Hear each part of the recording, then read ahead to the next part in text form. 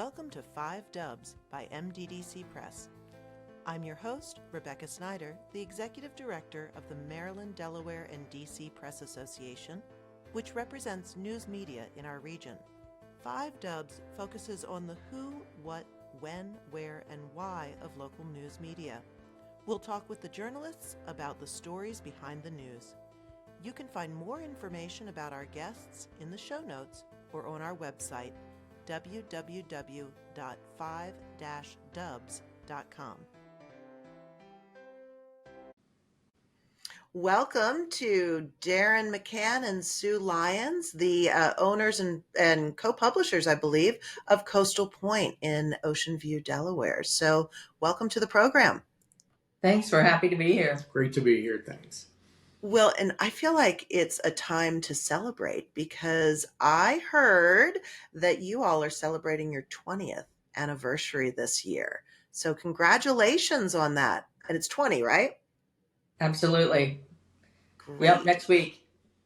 Wow. Okay. So let's talk a little bit about Coastal Point as it is now, because you have a printed news publication. You also do several magazines. You've got a robust website. And if you just look at behind you on the wall, you have a million MDDC awards. That it always makes me feel so good to see all of those accomplishments just hanging up on the wall. So tell us about Darin's too.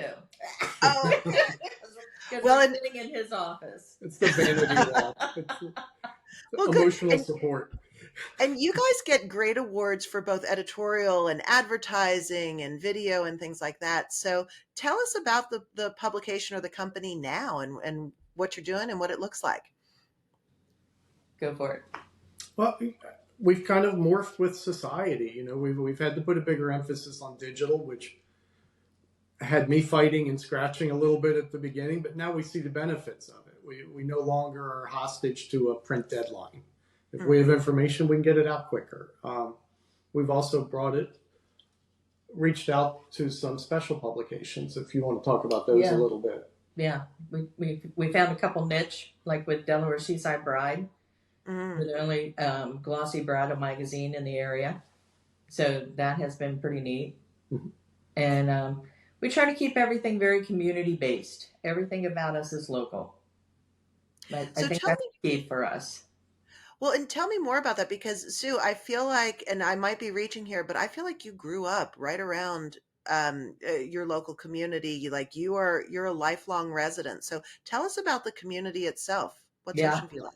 I actually grew up less than a mile from the office, and I can actually walk to work if I want. My current house is so close to the office. It's only like 2 blocks away. That's amazing. Yeah. So I have the shortest commute. This is an area that's totally changed in the last 20 years, and it's an area that's always going to change because we're a resort, and so many people have found us from the metropolitan areas, and they're all retiring here. So it's an ever-changing community, and I think that's one of the things that makes Coastal Point work, because I'm from here, and Darin is one that had moved here from the DC area. So we make a nice combination that we can mesh and meet the needs of everyone in our community. Well, and so how do you and I'm curious, because you have, in a rapidly changing community, you have retirees, so you have demographically a lot of different kinds of people in the mix. So you have people who have, grown or lived in the DC area and then are coming here to retire, maybe with a little bit more wealth than the sort of local community and industry. I'm curious as to how people kind of make their living in Ocean View if you're not retired and on the water, and how you editorially kind of serve, and from an advertising perspective, how you serve those different constituents. Let me take that on. Okay. Really, it's keeping blinders on and covering the local community. It doesn't matter if you were born here or you moved here. That planning and zoning meeting in Millville is going to matter if you live in Millville. The demographics have certainly changed. There has been a lot of money that's come to the community, but I think that's benefited the local community as well. The small It mom and has. pop businesses have benefited from people coming here with, bigger wallets and bigger ideas and whatever they've brought with them. It's kind of a hodgepodge. Roman civilization, we come to bring in everybody's culture and make our own culture down here. I love that. Yeah. And just from an advertising, so like things like Seaside Bride, I mean, you're such a destination. I'm kind of surprised that no one's kind of jumped on and you're the only glossy magazine covering that. What's your secret? Are you now just really dominant in that space or what's going on? I think so. Well, this area has become a destination wedding area. Certainly, the farm wedding, the barn wedding has evolved over the last few years. That seems to be the trend right now, and we probably have 6 or 7 places that are doing that now. So, Neat. not including the country clubs and the other wedding venues that were already here. So it's definitely a growing area in the wedding market because a lot of people, this is where they met. So they might be from DC, they might be from Baltimore, but they were down on summer vacation. They met each other at the Bottle and Cork or somewhere down here at the beach, and now they want to come back and get married at the beach, or their parents have retired to the beach, or so it has changed for that in this area. Hmm. So I want to kind of go into the Wayback Machine and think 20 years ago next week, you were starting out as partners, as business partners, and about to launch Coastal Point. What was going through your minds at that point? Like, what was the need that you saw, and why did you feel like you all could fill that need? It was kind of like an old Looney Tunes cartoon where somebody's banging a drum inside your head every couple minutes. We didn't know where to go. We had the opportunity to work together before in a publisher editor relationship, so we knew what we were about, and we both had some relationships in the community. Susan's obviously well ensconced here, so it was just, again, we're going to keep our nose to the grindstone. We're going to do what we do, and we're going to support the community and hope they support us back. I think a big part of it was we wanted to work together again. We always really worked well together. And, during my career of 20 years before that, I had worked with so many different editors, probably 15 different editors, but Darin was the one I really gelled with. And I knew that, we could do something great together. And so what did you hope to achieve when you started? I mean, there's other independents in the area. There's certainly larger publications that maybe aren't covering the area as well. But what did you think Coastal Point would bring to the community? We have a tagline, the local voice of your community. And I think that's what we wanted to bring. We wanted to be advocates for the community while we cover the community, which can be delicate, but it was what we wanted to do. I kind of wanted to get back to the roots of why I got into this business to begin with. And over the years, getting bought and sold many times, going with bigger and bigger companies, the vision changed into something else. And I wanted to go back to why I was originally in here, and that's to serve the community, to be a part of the community. So now I'm interested in that tagline, to advocate for the community while being a part of the community. And Darin, you talked about sometimes that's a fine line. What are some instances where that has been a fine line for you all? Like, how does that actually play out in real time to advocate and be a part? We had a situation here a few years ago where a treasurer of one of the local fire companies got caught. I believe it was about $200,000 this person had taken from the fire company. People turned their angst towards the fire company pretty quickly. It was delicate. They sustained themselves based on donations. Oh. So we knew going into this that could be a lot of backlash, which could hurt our community in terms of safety. So we went out we approached the fire company. They came to us. We wanted their ideas of how to make sure this would not happen again. So we got their plan. We published their plan. It wasn't letting them off the hook. It was telling people, okay, going ahead, this is a safe place to make your donation because of this. So, because something like that, we didn't want to. We didn't take want to see the bar aside. company get destroyed. Yeah. In the aftermath. Mm-hmm. Right. So you have a responsibility to the community to report on what's going on, but that also can extend or does extend to the follow-up to say, okay, well, this is what's happening next.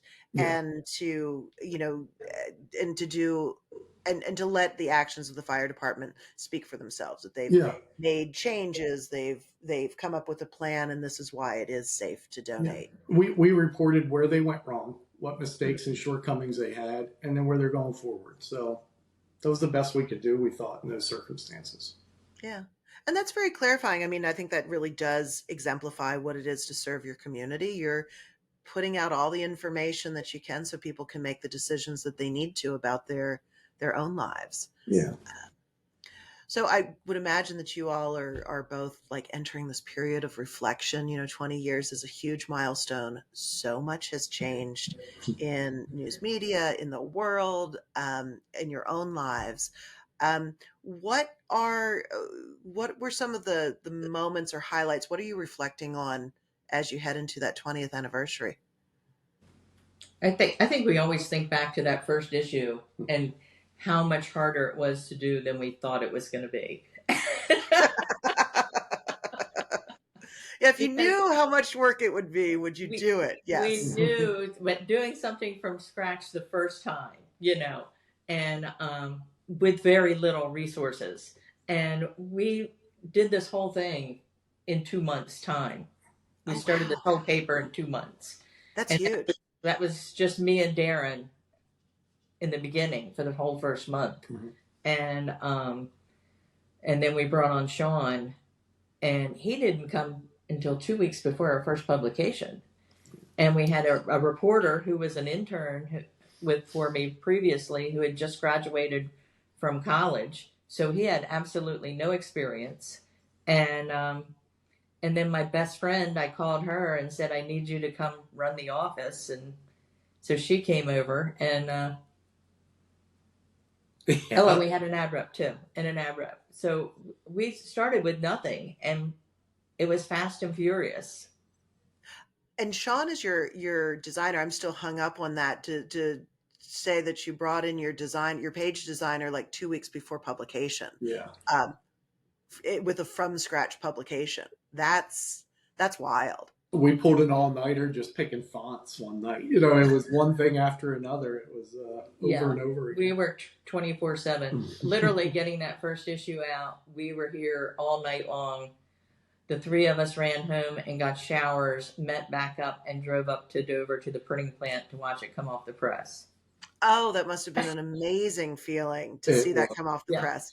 It's wild watching. I always love newspapers coming off a press because just from a mechanical standpoint, it's so interesting to see. But your own publication, that's amazing. So then, how did the public receive it? You were exhausted. At least you were clean, but you were exhausted when those papers came off. What happened next? Happy hour. You can only do that at the beach, happy hour in the morning. So it was exciting. We were at a happy hour after the first issue came out. We went to the local place where everybody hung out, and everybody was talking about the paper, and it was a big party. We kind of had a party. And I kind of feel like that's that when I think of Coastal Point, and of course we've known each other for years through the association, I always think about when you come to the annual conference where we give out those awards that are behind you. And it always seems like your staff is they celebrate one another. They're excited for each other's wins. And it does seem like you have just a culture that really is focused on the staff and the team. And I think Sue, does your daughter still work with you as well? No, she's not, but she did work with us for a while. So can you talk a little bit about the culture that you've built for Coastal Point? Because I think that's a really unique and interesting differentiator for you all. Go ahead. Well, I'll always say I always hire people smarter than me. So that's number one. So, such a good plan. Usually. But we kind of say we have a highly creative staff that probably does not fit in the corporate world. And that's the benefit of having your own publication. You can kind of design it to fit the needs that you want and how you want to approach it. So we talked a little bit about just how things have changed in that 20 years. And as you reflect, you think about the first publication, but what keeps you at it? It is not easy. I don't think anybody would say, oh yes, the route to fame and fortune is to start your own local newspaper. So what keeps you in this work year after year? The news never stops. We put the paper to bed, we get to start on the next one. We went to press last night. We have our planning meeting coming up in about an hour to get going on this one. So it's a never ending chasing that carrot, I guess. It's a lot of fun though. It's different every day, right?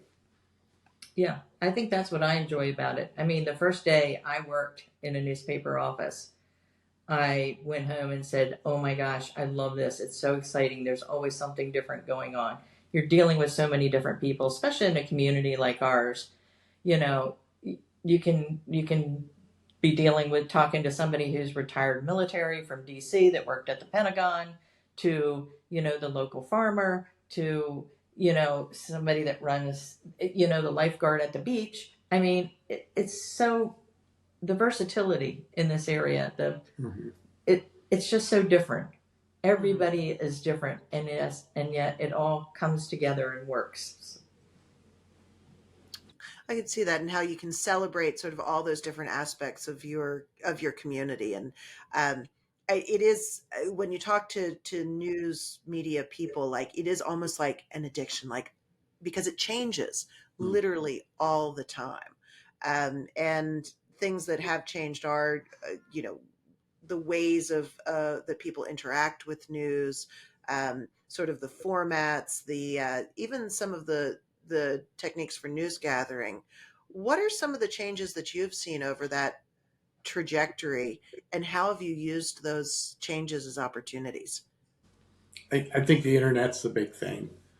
When I started out as a reporter, if you couldn't find it in the morgue at the newspaper, you were down at the public library looking up stuff.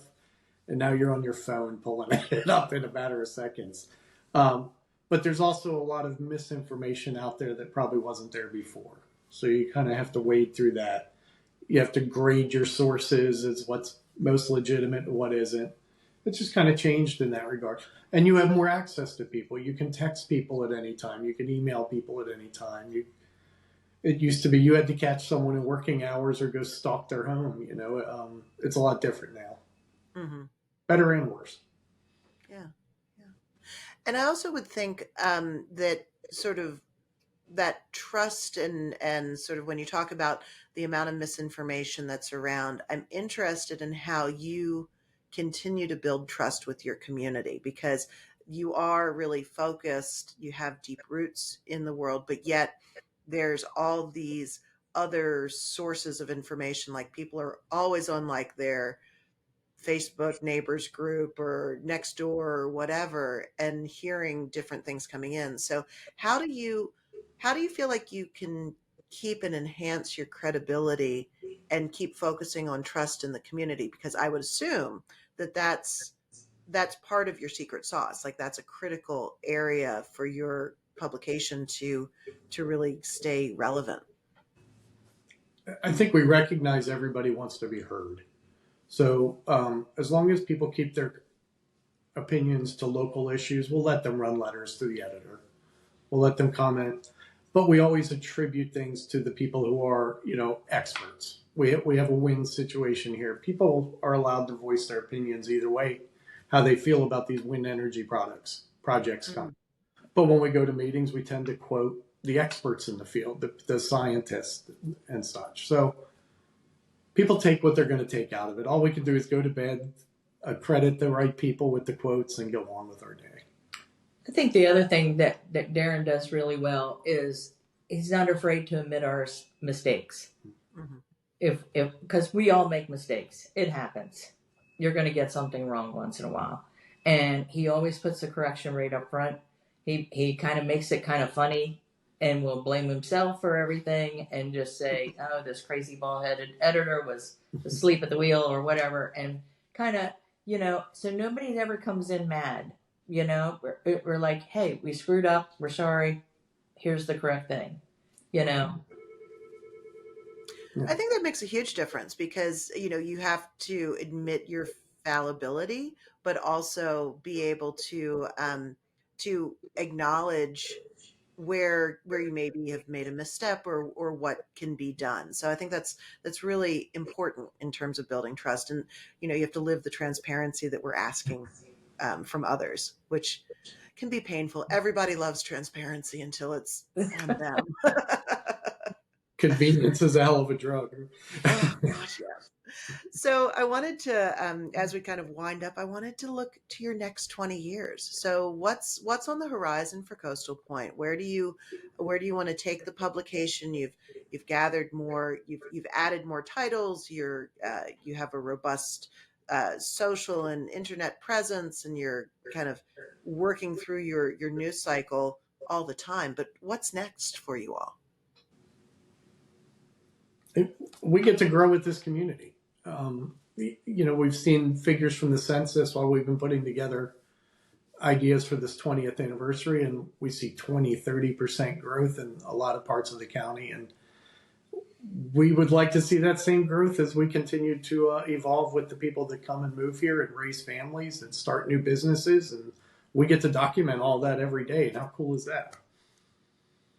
That's pretty Yeah. amazing. And we are a free paper, so we're 100% based. Our survival is based on our advertisers, Mm-hmm. and I think it's being out in the community and supporting our advertisers and getting their word out and doing a successful product. I don't want to just do an ad for an advertiser. I want to do a great ad for an advertiser because I want them to get response. Because if they get response, they keep buying us. And if they get response, the community is reading it. They're going to that restaurant or they're going to that business, and it's kind of a big circle that keeps everything going. Mm-hmm. And I do feel like if your community is growing, that is it ever a challenge or not really a challenge, but how do you consciously reach out to a changing community? As a free paper, you can kind of control your circulation and make sure you're in different places throughout the community. But what are you doing to kind of make sure that you're relevant to as many people in the community as you can be? I think nobody else does what we do.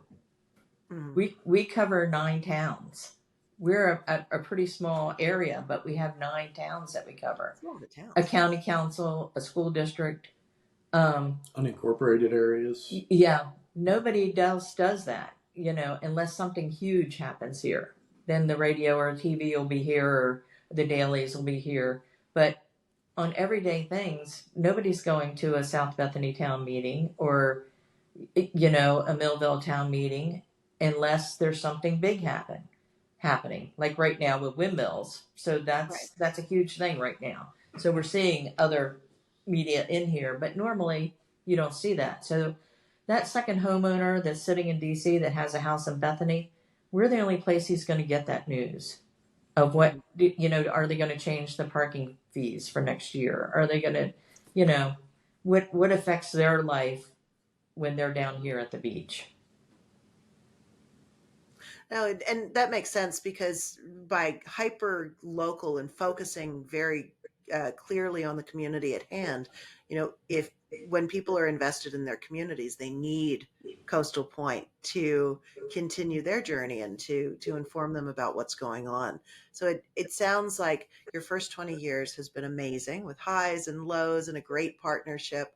And I think we're all looking forward to seeing what you'll do in the next 20 years. So congratulations on the milestone. Invite us to the party, and I can't wait to see what all happens and transpires. Thanks for coming out. Thanks for having us. Thanks for all you do at the Press Association. You keep these newspapers going, and we appreciate it. Oh, thank you. Absolutely. Great. We'll talk soon. Thanks. Thanks for.